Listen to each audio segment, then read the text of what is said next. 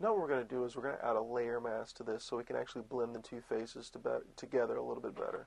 So if we look at this here, we can see that we have Natalie's face over the top of Ginevra here, and what we're going to do is let's just zoom in a little bit, holding down our Command space bar and zooming in. And I want to fade this edge of her face right into the hair. So to do this, I'm going to add a layer mask, and to add a layer mask, what we're going to do, you come down here into the square and the circle, and this mask will pop out. Now, make sure your mask is selected, because you can select the face. All right, now the face is selected. Let's hit enter to get out of the edit mode. There we go.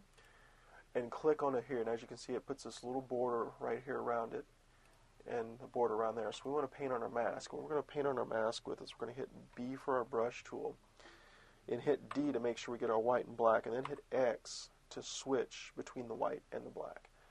And we're going to paint with black. And what black's going to do is it's going to edit out everything on this photo. If it will paint. Oh, it's in color burn, that's why. So let's take this back up to normal. There we go. There we go. That's what we're looking for. To paint that here. I'm going to take out a little bit. I don't want to take out too much. I want to leave her eyebrow shape there.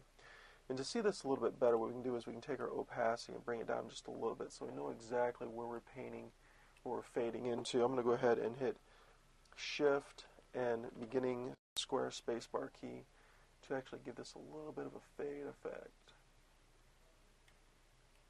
There we go.